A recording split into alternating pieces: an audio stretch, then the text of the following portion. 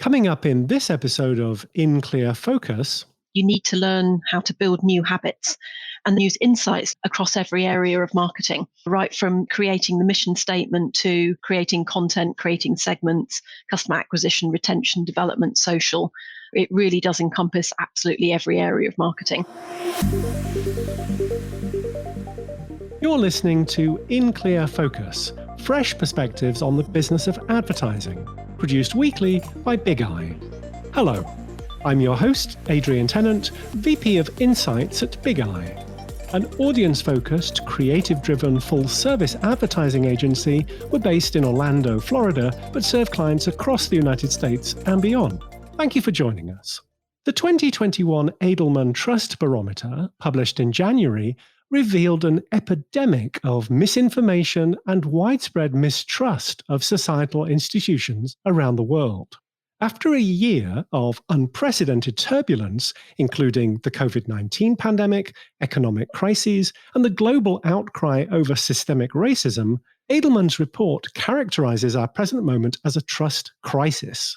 While governments and the media may be failing them, consumers have high expectations of businesses to address and solve today's challenges. As we've discussed in previous episodes of In Clear Focus, the pandemic has accelerated the adoption of digital products, services, and work-related technologies. But digital transactions create massive amounts of data. Software company Domo estimates that up to 83% of marketers are data blind due to the sheer volume of information digital channels generate. And the greater adoption of digital channels also challenges marketers to think about how the digital customer experience can be humanized.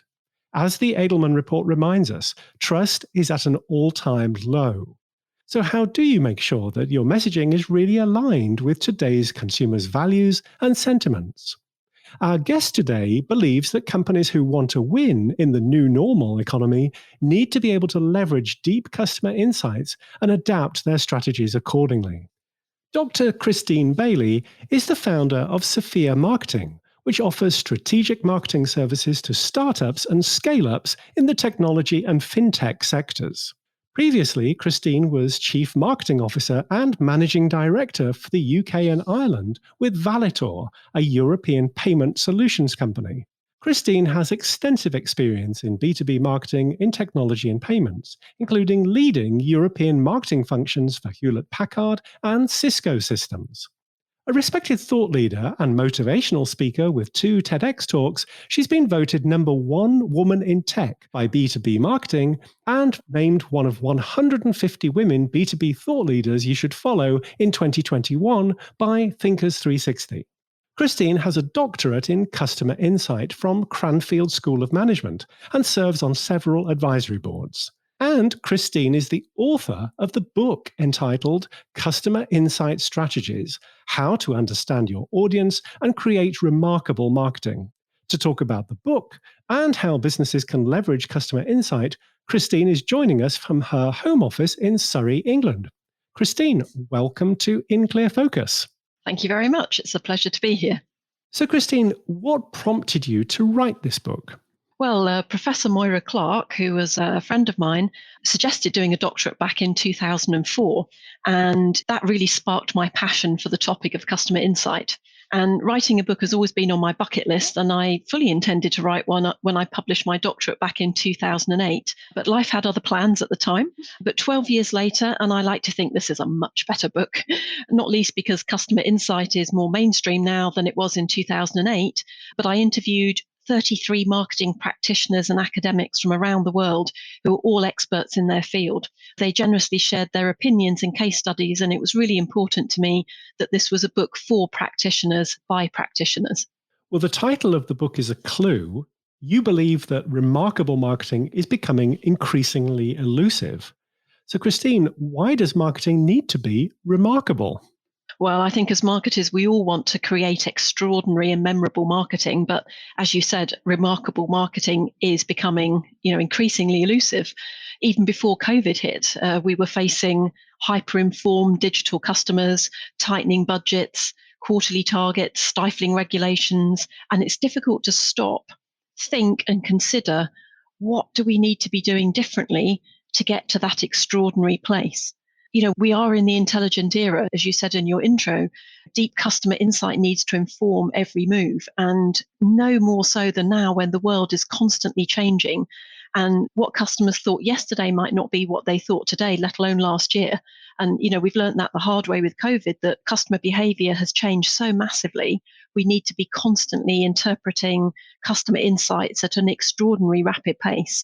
And if you want to get into the habit of using customer insights to drive your marketing, it's not just something you could do once. You need to learn how to build new habits. And this book aims to help people understand how they can use insights literally across every area of marketing, right from creating the mission statement to creating content, creating segments, customer acquisition, retention, development, social. It really does encompass absolutely every area of marketing.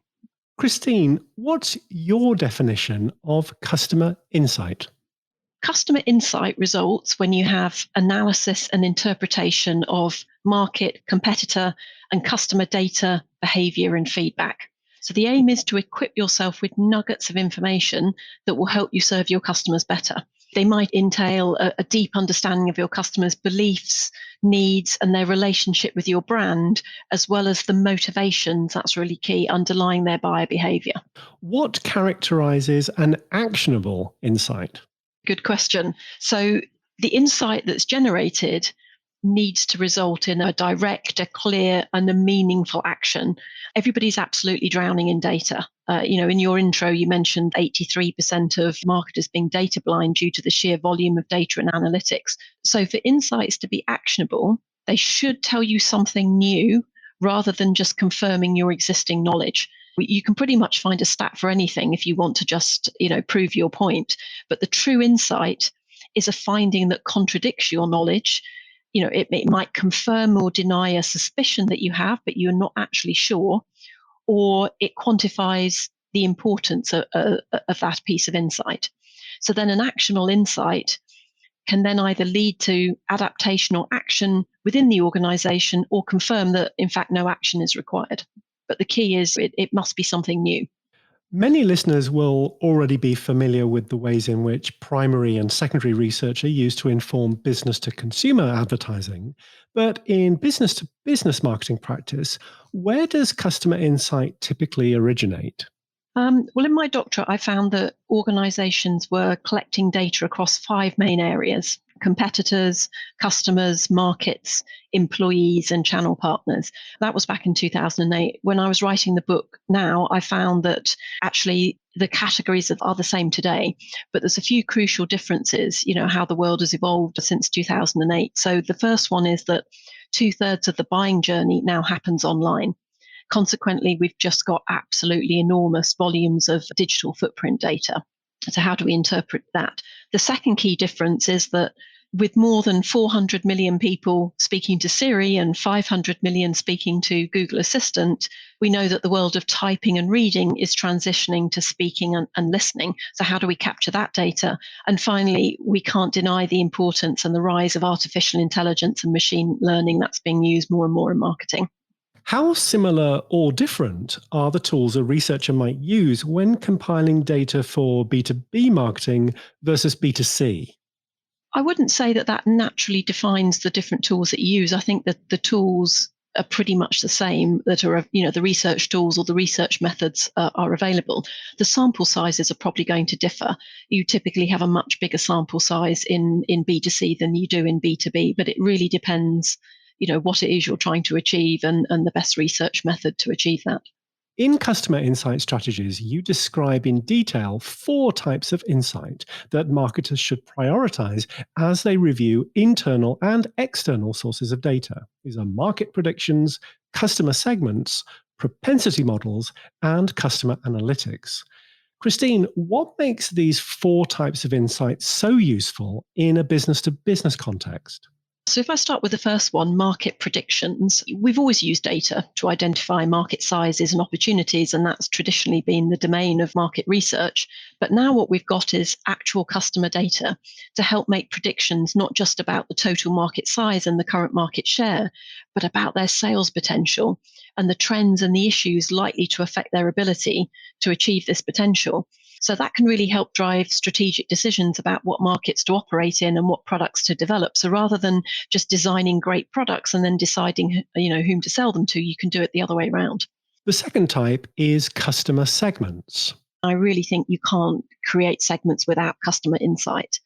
Your segmentation strategy is going to depend a lot on the type of business that you are and whether you're in B2C or B2B. So in B2C, you've probably segmented using demographics like affluence and life stage, attitudes, buyer behavior, geography, customer need.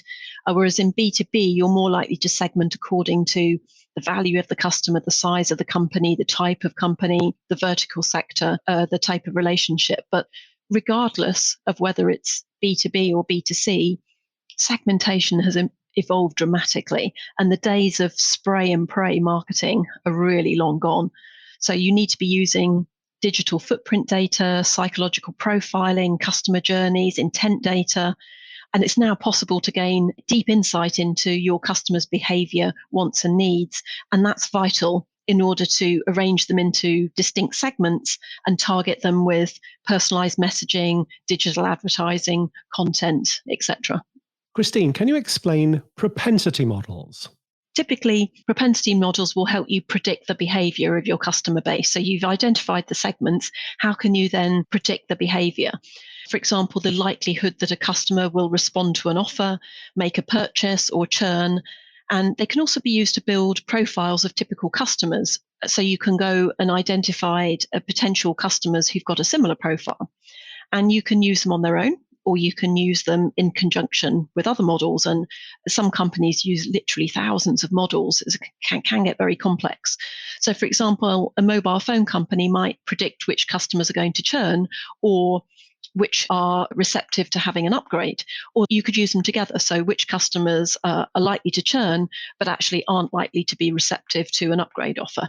You could also use them to predict next best action to take with the customer. So once they've done one thing, what's the next best thing to offer them?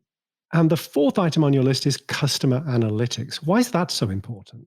We know how expensive it is to acquire a customer in the first place. It's anything between 5 and 25 times more expensive to acquire a customer than develop them and retain them. So let's do a good job of really understanding the customers, that we've already got, because they can also be a good proxy to figuring out, okay, we've got these customers, they look like this, let's go and find some more of them. Yeah, all sorts of things you can do with customer analytics, but that's the short version of those 4 different types. Let's take a short break. We'll be right back after these messages. I'm Seth Segura, VP and Creative Director at Big Eye. Every week, In Clear Focus addresses topics that impact our work as creative professionals. At Big Eye, we always put audiences first. For every engagement, we commit to really understanding our clients' prospects and customers. Through our own primary research, we capture valuable data about people's attitudes, behaviors, and motivations. These insights inform our strategy and guide our creative briefs. Clients see them brought to life in inspiring, imaginative, brand building, and persuasive activation campaigns. If you'd like to put Big Eye's audience-focused creative communications to work for your brand, please contact us. Email info@bigeyeagency.com. Big Eye, reaching the right people in the right place at the right time. How do you identify? Female, male, gender fluid, cisgender, genderqueer, non-binary, transfeminine. Society is constantly changing and evolving. To understand how Americans feel about gender identity and expression, Big Eye undertook a national study involving over 2,000 adult consumers. Over half of those aged 18 to 39 believe that traditional binary labels of male and female are outdated and instead see gender as a spectrum. Our exclusive report, Gender Beyond the Binary, reveals how beliefs across different generations influence the purchase of toys, clothes, and consumer packaged goods. To download the full report, go to bigeye.agency/gender. Non-conforming, transgender, two-spirit, transmasculine, gender fluid, Gender Beyond the Binary. Welcome back. I'm talking with Dr. Christine Bailey, the founder of Sophia Marketing and author of Customer Insight Strategies: How to Understand Your Audience and Create Remarkable Marketing. As an audience-focused agency, we're big proponents of buyer personas. So I was delighted to see you describe persona creation in the section on segmentation. In one of the case studies, you describe a mixed methods approach for Conduent, a provider of digital platforms for businesses and governments. One thing that stood out to me was the way in which the personas were validated and had psychological profiling data appended to them. Could you explain that to us? Yeah, Conduent used three different methods to create their personas. So the first thing they did was a survey of all their salespeople, who obviously know their customers pretty well. Then they did a survey of industries with external industry subject matter experts, and then they did some desk research. And then psychological profiling was the last thing that they did. And there are a number of tools which run across social media which can be used to understand the persona of an individual. There's lots of different tools. They use one called DISC. That's an acronym for dominance, influence, steadiness, and conscientiousness. And they use that to understand the psychology of the personas they'd created. And what this does is helps you to figure out how to communicate with people using the right words and the phrases that will work for them. And then they also ran that tool against real people on LinkedIn who matched their personas. And this produced then these personality graphs for each individual, which they could then apply to the personas. And just for a bit of fun, he ran the DISC tool on me. And you can run it on yourself, and you can also run it on somebody that you want to approach in as a business development perspective. And the tool will tell you, based on their psychological profile, this is the best way to interact with them. And I have to say, it was scarily accurate. I love that. That's very ingenious. Christine, you also led the development of personas at Valitor. How did they ultimately inform your account-based marketing strategy? Well, we did a strategic insight study, which was a 4-stage process. First of all, it was interviewing internal stakeholders, then it was doing analysis of competitors' messaging, then we talked to payments experts, and then we did end customer interviews. And after step 3, so after we'd spoken to the industry experts, we created personas based on job roles. But in actual fact, after stage 4, which was the customer interviews, we realized that job roles wasn't actually the best identifier. And it was far more important to know how advanced companies were in their use of payments. So in actual fact, we ended up with 3 typologies: customers who had low payment adoption, medium payment adoption, and high payment adoption. And what this really helped us with was our messaging and with our segmentation strategy. So we created an ICP, an ideal customer profile. We created a messaging house. We created the criteria for our target account program. And that also helped us to buy the right customer data and also to get our keywords right. Let's talk about branding and the role that customer insights can play here.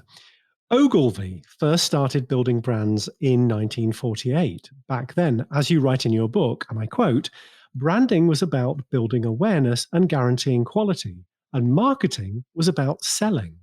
Fast forward to today, and we're in the intelligent era, where the role of marketing is to uncover the deepest customer insights and action them.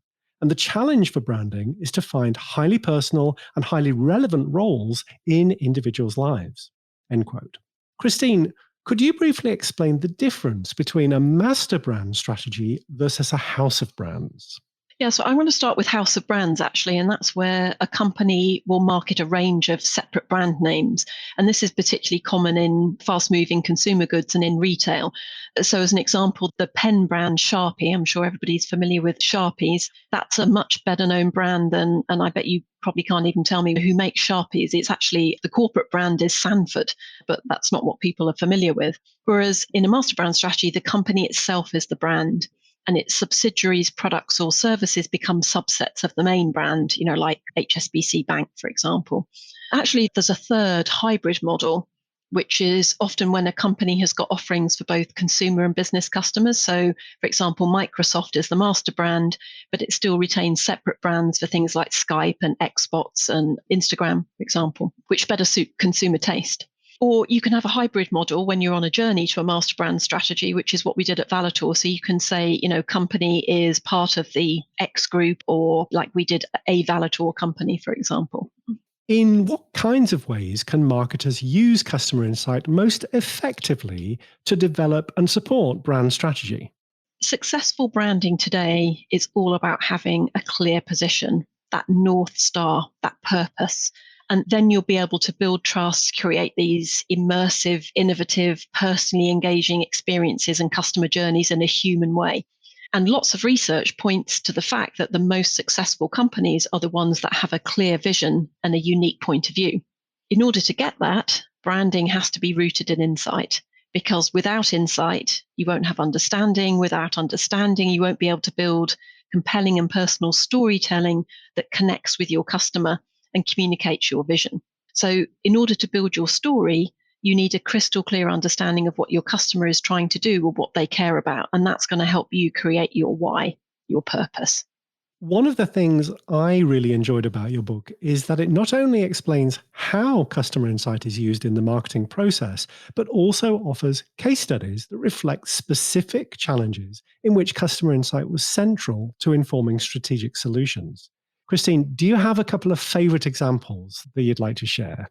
Yeah, you see, that's like asking someone to pick their favorite child. A couple of my favorite examples were, there was one case study from a former colleague of mine, Andrew Kane, who's the managing director of a branding agency called Sedgwick Richardson. He's based in Hong Kong.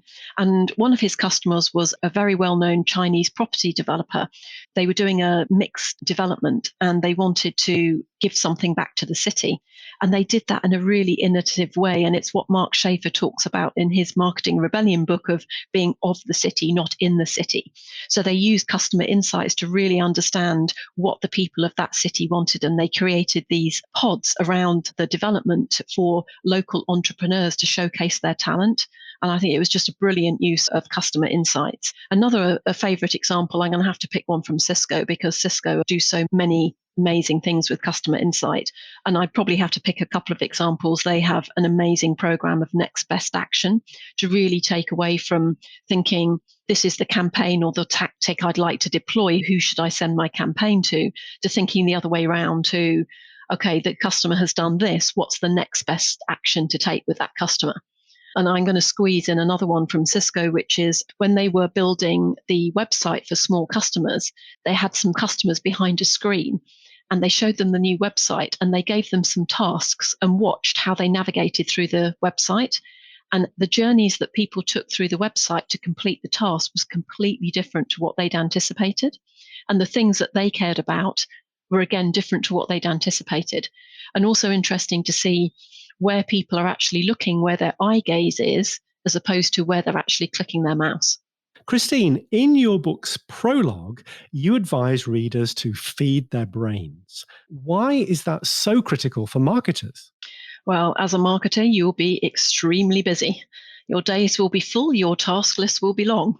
So how do you get to that square in the Eisenhower box, which is important but not urgent? Because we all tend to focus on the urgent but not important tasks. So how do we break free of our comfort zone? How do we get our brains into that place where we can get to the important but not urgent tasks? And feed your brain is one of those techniques, because the brain is a muscle. You know, in order to get stronger, you need to train it. And our brains are capable of continual change. But in order to achieve this, they need to be continually challenged. And I'd normally recommend choosing something you wouldn't normally do. So if you normally read, then try a podcast, or it could be climbing a mountain or taking up a different sport, but just doing something a bit different that will help you get out of your comfort zone. In the book, you identify some of the organizational challenges and skill shortages that most commonly hold companies back. You also say that there's never been a more exciting or difficult time to be in marketing. What do you think should be marketers' top priorities when it comes to developing customer insight capabilities? I think there's probably three things I'd recommend. And the first one is every marketer needs to become more data competent. You know, it's no longer something that should be left to the data scientists. And the democratization of analytics tools and the technology means that any marketer can get insights and analytics at the click of a button.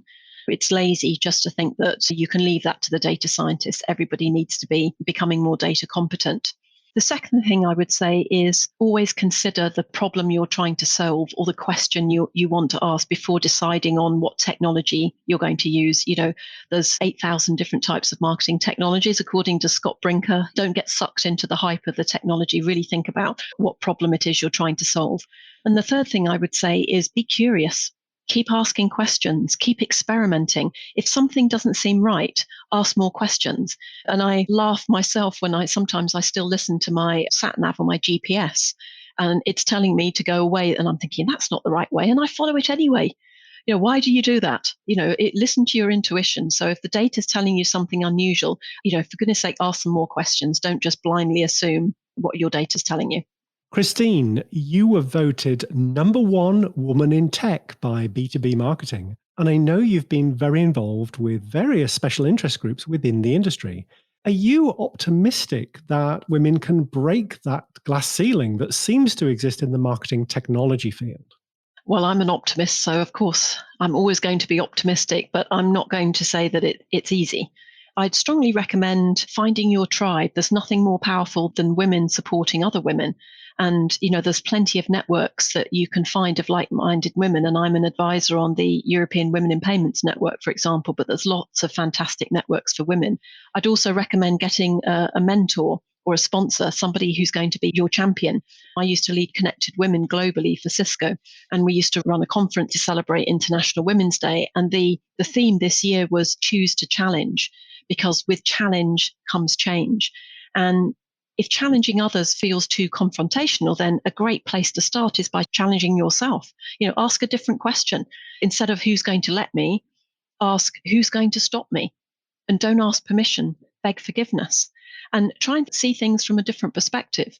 I have a story of when my daughter was 4 years old and she was in nursery. And I arrived to collect her in the evening, and the nursery principal took me aside and she said, just thought you'd like to know that we asked all the children what they'd like to be when they grow up. Most people said they wanted to be a doctor or a nurse or a fireman. And I said, oh, what did my daughter say? And she said, I want to be in charge. And I thought, yes, go girl, different perspective. Don't go with the conventional. Challenge ourselves to have that different perspective. That's great. In a profession that is increasingly reliant upon technology, how do you think the role of the marketer will evolve over the next few years? Well, there's no denying the importance of technology to marketing. And as I said earlier, it's very important that we become more data competent. And if we're going to succeed, we need to find ways to leverage this ever increasing mountain of technology at our disposal.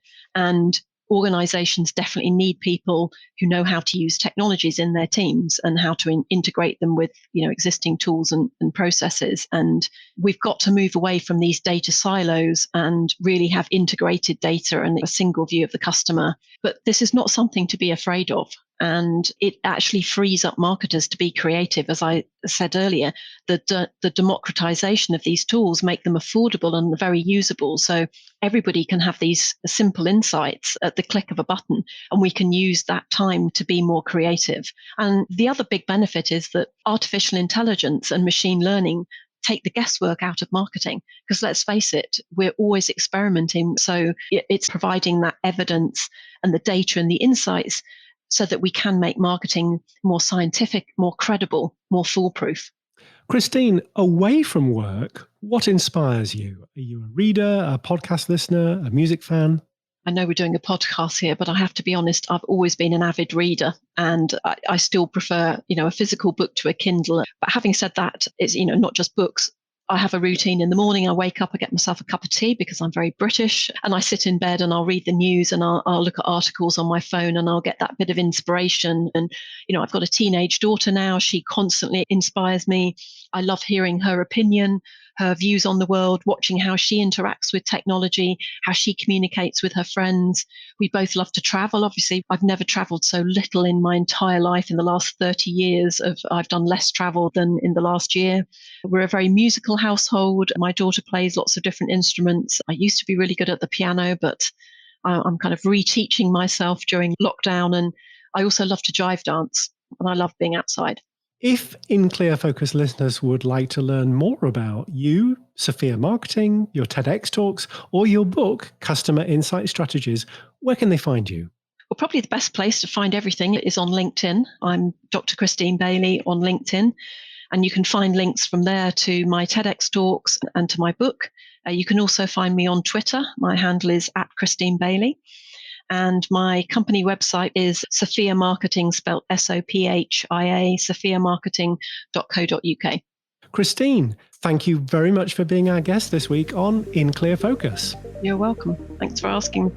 Next time on In Clear Focus, many people who identify as non-binary express time and time again their frustration with being misgendered. When somebody comes out to you and they tell you what their pronouns are, it's vitally important that you believe them, because it is a really big thing to talk about who you are and have that be accepted. that's a conversation about gendered language, pronouns, non-binary and transgender identities in our series of podcasts exploring topics highlighted in Big Eye's national study, Gender Beyond the Binary. That's next week. Thanks to my guest this week, Dr. Christine Bailey. You'll find a transcript of our conversation on the In Clear Focus page at bigeyeagency.com under Insights. Just click on the button marked Podcast.